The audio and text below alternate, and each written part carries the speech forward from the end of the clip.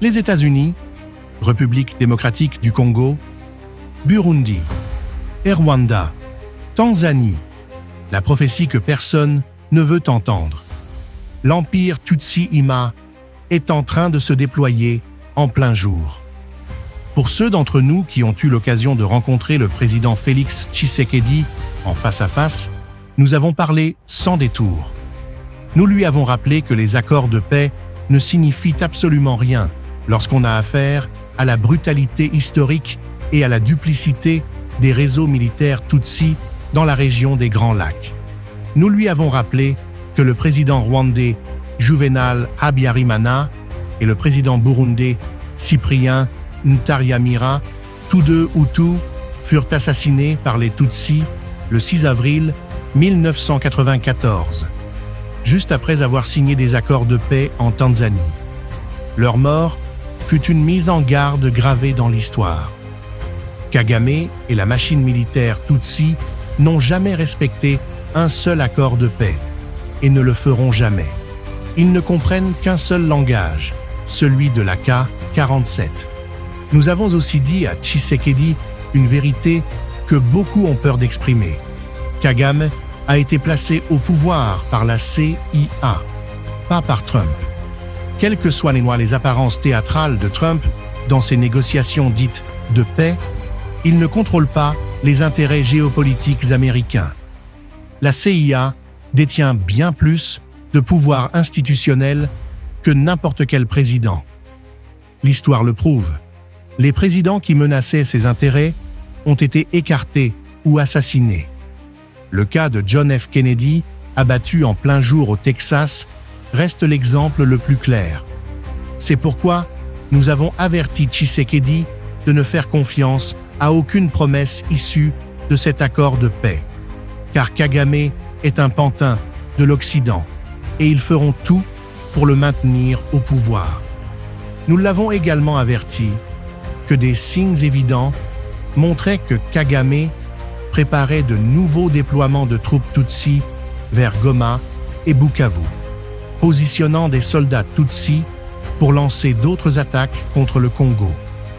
Nous lui avons aussi fourni une liste de compagnies américaines, proches des républicains, qui exploitent des usines de traitement de minerais au Rwanda, des compagnies appartenant à des réseaux pro-Trump dont les intérêts financiers ne toléreront jamais un accord de paix menaçant leurs profits. Ces gens ne veulent pas la paix, ils veulent les minerais. L'un de ces magnates blancs des mines a même un fils qui sert comme officier supérieur dans l'armée Tutsi rwandaise.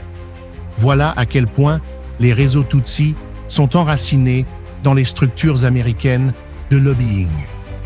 Nous avons aussi rappelé à Tshisekedi que deux figures influentes, Banyamulenge et Tutsi, sont intégrées dans des institutions américaines clés, l'une au Pentagone, l'autre au département d'État. Parmi elles, Mwanga Chuchu, fils du sénateur Mwanga Chuchu, condamné pour trahison, participation à la rébellion M23 et possession illégale d'armes. Bien qu'il revendique une identité congolaise, sa propre fille a servi comme gouverneur dans une banque rwandaise. Dr Tulinabo S. Mushingi, diplomate américain naturalisé, né en RDC, Tutsi, ancien ambassadeur des États-Unis au Burkina Faso, 2013 à 2016. Tshisekedi a sous-estimé le projet idéologique qui motive ces réseaux. L'idéologie de l'empire Tutsi-Ima n'est pas une fiction.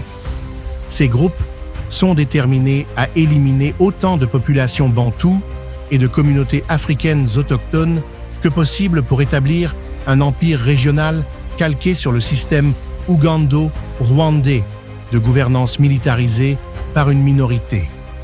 Ce système a déjà été testé et perfectionné.